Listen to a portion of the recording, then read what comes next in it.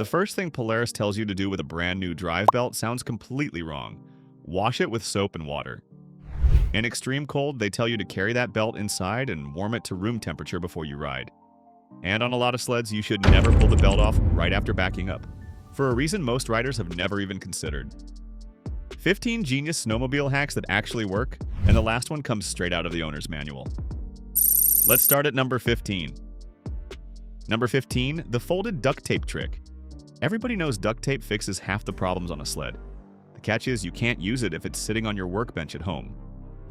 So here's what veteran riders do. Take a strip of good duct tape, 4 or 5 feet long, and fold it over onto itself into a little 3-inch square. It slips into a vest pocket or under the seat and lives there all season. Then when something goes wrong on the trail, you unfold it and tear off what you need. A cracked windshield, a torn seat, a flapping piece of bodywork, wires that need securing. It'll even close off helmet vents when the wind picks up, or help hold a clean dressing in place if someone gets cut. Some stores sell it pre-folded in flat packs made for exactly this. It sounds too simple to count as a hack, but the folded square in your pocket has saved more rides than any expensive tool in your garage. Weightless, and it lives on your body instead of at home. Number 14, carry a second set. This one costs nothing but a little forethought. Carry a second dry balaclava and a spare pair of gloves. On a full day, your head sock slowly fills with the moisture from your breath. By lunch, it's damp, and if you stop, it starts to freeze. Pull that cold, wet thing back over your face and you're miserable all afternoon, while the rider who packed a spare pulls out a fresh dry one and rides in comfort. Same with gloves. Wet gloves are cold gloves, and cold hands end rides early. A dry backup of each weighs almost nothing. It's boring preparation, but it's the difference between the riders still smiling at the end of the day and the ones counting the minutes until they can go home. Number 13. Use your scratchers before your gauge tells you to. Here's one that's pure snowmobile, and it catches a lot of mountain riders off guard. On hardpack, groomed trail, or icy road crossings, your slides and track can overheat before your engine temperature gauge shows you a single sign of trouble. Here's why that's dangerous. Your Hyfax, the plastic slides your track runs on, rely on snow for cooling and lubrication. Run across a long stretch of hardpack or ice with no loose snow, and there's nothing cooling them.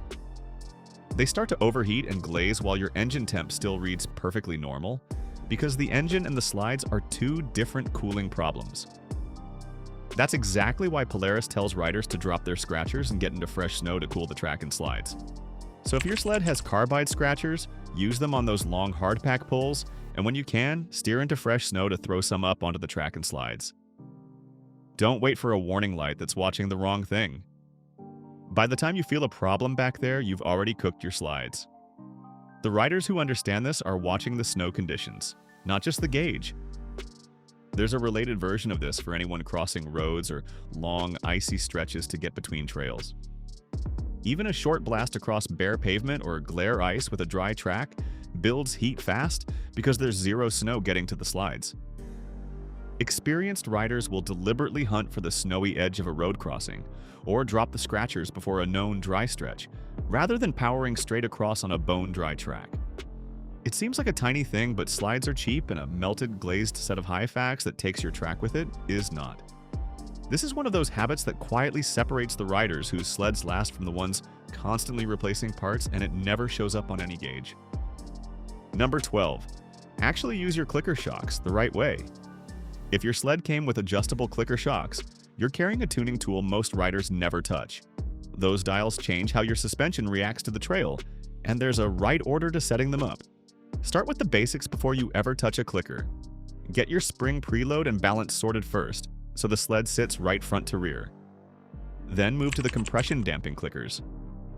The mistake almost everyone makes is cranking them all the way stiff, thinking stiffer is tougher, and then wondering why the ride hammers them. The shock's job is to absorb energy, and it can't do that if it can't move. So make small changes. Adjust in 2-click increments, then go do a test ride and feel the difference before you touch them again. Keep your 2 front shocks set equally to each other, so the sled stays balanced. It's methodical, not dramatic, and that's the point. One afternoon of 2-click changes and test rides, and your sled rides like a machine that costs thousands more. Number 11. Your bars and controls move to fit you. This one fixes sore wrists, elbows, and shoulders, and most riders never do it. On many sleds, the handlebar can be rotated on the riser block, and the throttle lever and brake handle can be repositioned on the bar. Think about it. You grip those controls all day, and they're sitting where the factory bolted them, not where your body wants them. A small adjustment to match your natural wrist angle takes the strain right off your hands and arms. One clue from experienced riders: if you stand a lot, rotate the brake lever more forward and down, because your wrist sits differently standing than seated. Two important notes, because this is your steering and braking. The correct fasteners and torque specs depend on your specific model, so use the right hardware and tighten to spec, rather than just guessing. And after any adjustment, turn the bars all the way to full lock in both directions and confirm the throttle and brake operate freely and nothing binds. Get that right, and it's the difference between aching hands at lunch and riding comfortable all day. Now we're getting into the stuff that protects your machine, not just your comfort. Number 10, dielectric grease on your connectors. Here's a real maintenance hack that saves you from some of the most maddening problems on a modern sled: the electrical gremlins. Flickering gauges, dead heated grips, no start headaches that come and go. A huge number of those trace back to corroded electrical connectors, and the fix is dirt cheap. Polaris specifically recommends cleaning the connector blocks and applying dielectric grease to protect the electrical connections from corrosion and moisture. A snowmobile lives in the worst possible environment for wiring: snow, water, salt, constant temperature swings.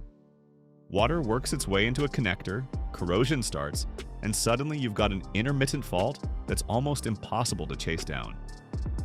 A dab of dielectric grease in those connections keeps the water out and stops the corrosion before it starts. You can also wipe a rubber protectant on the seat and exposed plastic and rubber to help them resist drying and cracking, which takes a rag in 5 minutes. But the connector grease is the one that really saves you, because chasing an electrical ghost through a wiring harness in your garage is one of the most miserable jobs in this whole sport. And this simple step keeps you from ever having to. Number 9, keep mice out by blocking their way in. If you store your sled near a barn, shed, or garage, you have a mouse problem whether you know it or not. A mouse that moves in over the summer will chew wiring, nest in your airbox, and hand you a repair bill that ruins your fall. The reliable defense is physical: block the way in. The two biggest doorways into your machine are the exhaust outlet and the air intake. Stuff them with steel wool or metal mesh, because mice can squeeze through shockingly small gaps, but they can't chew through metal. Just know that steel wool is a temporary measure, since it can rust over a long summer, so metal mesh is better for the whole off-season. And this part is critical: tie a bright ribbon or tag to anything you stuff into an intake or exhaust, because it absolutely must come out before you start the engine in the fall. Forget it, and you've traded a mouse problem for a much worse one. Beyond blocking entry, the reliable moves are about the environment. Control rodents in the building itself, and don't leave attractive nesting material lying around. A lot of riders also pull the seat off and store it indoors, since the seat trunk and foam underneath are prime nesting real estate. And a mouse nest in your seat is a smell you'll never fully get out. Physical exclusion is what actually works. Don't count on scent tricks to do the job for you. Number 8, how you park it for summer matters. Most people think summer storage is just parking the sled and walking away, but a few small moves make a big difference in how it comes out in the fall. Start with dry storage. Get the sled somewhere dry and out of the sun and weather, because moisture is what does the slow damage over a long summer. Then, 2 moves that matter. First, take the drive belt off entirely.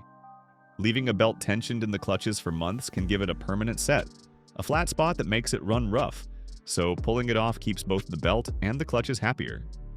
Second, support the sled so the track hangs free, up off the ground on a stand, which takes the load off the suspension and the track. One thing to get right: Polaris says to maintain moderate track tension during storage, so don't just slack the track off completely, keep it at a normal tension while it hangs. None of this costs $1. It's just knowing what a long, humid summer quietly does to a sled sitting still, and spending 10 minutes to prevent it. The rider who does this rolls the sled out in November ready to go.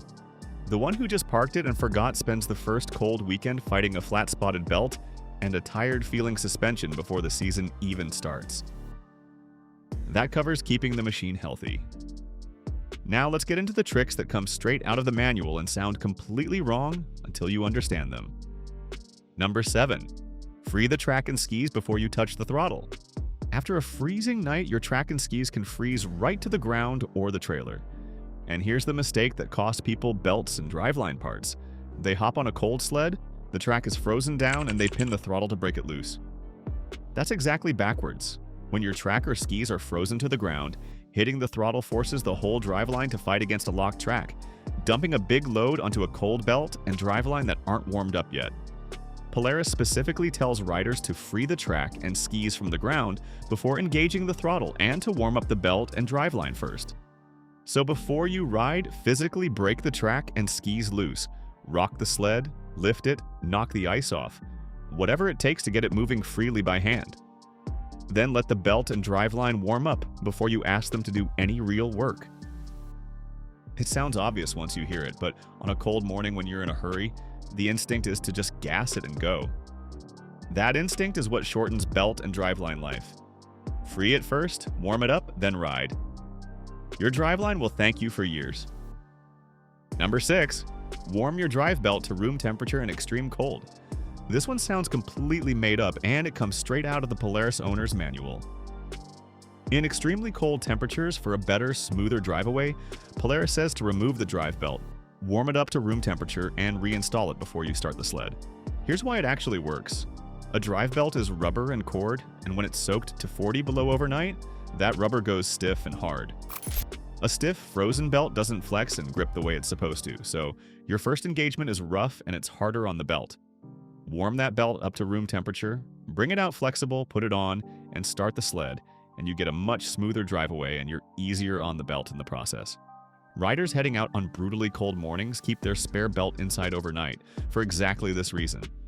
It's the perfect example of a hack that sounds ridiculous, carrying a rubber belt into your house to warm it up, until you realize it's printed right there in the manufacturer's own manual. The people who dismiss it as nonsense are the ones who never read past the first page. And it makes complete sense once you think about what a belt actually does. It's flexing thousands of times a minute, wedging into and out of the clutch sheaves, gripping through friction. Rubber that's frozen stiff to 40 below can't flex cleanly, so that first engagement is jerky. The belt slips a little where it should grip, and you put unnecessary wear on it right at the coldest, most vulnerable moment. A room temperature belt engages smoothly, drives away clean, and lasts longer. It's the same logic behind warming the whole driveline before you ride, just taken one careful step further. Guys riding in the far north, where cold start belt slip is a real problem, do this without a second thought. Everyone else thinks they're crazy, right up until they read it in the manual themselves. Number 5. Wash a brand new drive belt before you run it. This is one of the strongest hacks on the list because it sounds completely wrong and it's still in the current Polaris manual. Before you run a new drive belt, wash it with warm, soapy water and let it air dry. Polaris doesn't leave much room for debate here. Their manual specifically says to wash a new drive belt with warm, soapy water and let it air dry before use. That's it, straight from the manufacturer, on a brand new belt you just paid good money for. We don't even need to invent a reason. The people who build these sleds put it in the manual. Riders literally scrub them in a tub, rinse, and let them air dry. It takes an extra 3 minutes. And here's the part that makes belt break-in genuinely interesting, because it's not just about miles. Breaking in a belt is about flexing it under low load and low temperature so its side faces wear in and mate to the exact angle of the clutch sheaves. A new belt runs hotter and is more sensitive to high loads until it's worn in, which is exactly why you keep it easy at first. Push a brand new belt hard right away and you can glaze it or spin burn it before it ever seats properly. And a glazed belt never performs right no matter how long you run it after. So break it in gently. Run it easy for the first 30 miles or so, keeping mostly below half throttle and limiting full throttle pulls, so the belt's side faces wear in and mate correctly to the clutch sheaves under low load and low heat. A belt broken in properly this way lasts longer and performs better. A smart move a lot of riders make: wash and break in your spare belt right after your main one so both are ready to go the moment you need them. 2 belts, both broken in, both ready, and it started with the weirdest instruction in the manual: wash your new belt with soap. Number 4, pull the belt before you tow a dead sled. Here's one that can save you from a truly expensive mistake, and it comes with a real warning from Polaris. If your sled is disabled and has to be towed, remove the drive belt first. Here's the danger. When you tow a dead sled by its skis or with the track on the ground, the track turns, which spins the driveline, which can force the engine and drive system in ways they were never meant to move while the sled is off. Polaris explicitly warns that towing a disabled sled with the belt still installed can cause serious damage to the engine and drive system. Pull that belt out first, and the driveline is disconnected, so the sled can be towed safely without spinning up parts that shouldn't be spinning. It takes a couple of minutes to pull the belt, and it can save you from turning a simple breakdown into a blown engine. Most riders never think about it, they just start dragging the dead sled to the trailhead. The ones who know pull the belt first every time. It's the difference between a bad day and a catastrophic repair bill. Now for the last 3, and this is where the sled hands. You tools and warnings you probably never knew it had. Number 3, your sled may already carry the tool to change its own belt. Picture blowing a belt miles from the trailhead. Most riders assume they're stranded or facing a nightmare roadside job. But on a lot of sleds, the exact tool you need to do it is already bolted to the machine, and most owners have no idea. On relevant Polaris models, there's a clutch spreader tool and L-shaped wrench stored right on the sled, often clipped inside the side panel. It threads into a hole on the driven clutch, and when you turn it, it spreads the clutch sheaves apart so you can walk the old belt off and the new one on. No special shop tools, no dealer, just the wrench that came with the machine and a spare belt in your gear. That's the whole belt change done on the trail. Here's the pro move. Take that tool out in your garage before the season and practice a belt change once, so you actually know where the tool lives and how it works. When it happens for real, in the cold, with your buddies watching their fingers freeze, you'll do it in a few minutes, instead of standing there wondering if that L-wrench is even a tool or just a bracket. Most people don't discover it until they're already stuck. Don't be most people, and know the sequence because there's a right way to use it. You thread the spreader into the driven clutch and turn it to spread the sheaves apart. If it won't turn easily, you rotate the driven clutch a quarter turn and try again. Then you walk the old belt off, and when you install the new one, you make sure it's facing the right direction. On Polaris belts, you should be able to read the branding and part number when it's on correctly, because a belt run backwards won't perform right. A few sleds even have the belt routing, and this whole procedure printed on a label under the hood. The machine is quietly trying to help you fix it on the trail. Most owners just never look. Number 2, break in your spare belt before you ever need it. You already know to wash and break in a new belt. Here's what almost nobody does with the spare, and it's the difference between a 15-minute trailside fix and a long, cold walk. A drive belt is a consumable. It will wear out, and it can let go with almost no warning. And when it does, you're done for the day unless you've got a spare. So carry one and make sure it's the correct part number for your exact sled, because the wrong belt still leaves you stranded. But here's the move people miss. Don't carry a raw, out-of-the-box spare.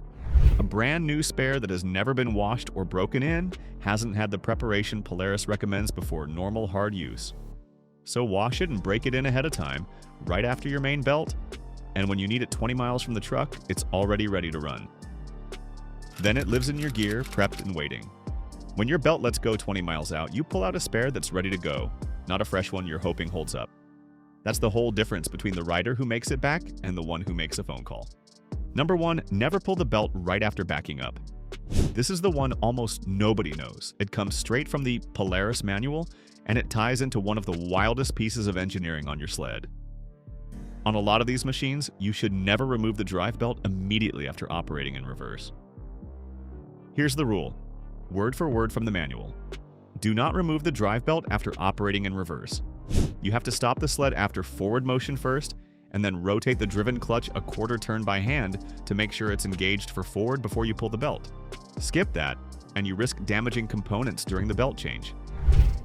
Now, why does backing up matter for pulling a belt? Because of how reverse works on many modern 2-stroke sleds with electronic reverse. There's no separate reverse gear on these systems. Instead, when you hit reverse, the engine itself starts running backwards. The computer watches the engine through sensors in the magneto, cuts the ignition to stall it, and then fires the spark plug early, at the exact instant the piston is slowing to a stop, which kicks the whole engine into spinning the opposite direction. Your 2-stroke is literally running backwards, and that reversed rotation is what backs the sled up. So after reverse operation, the driven clutch may not be in the correct forward engagement position for belt removal. That's why Polaris tells you to stop after forward motion and rotate the driven clutch a quarter turn before removing the belt. It's a genius hack and a warning in one.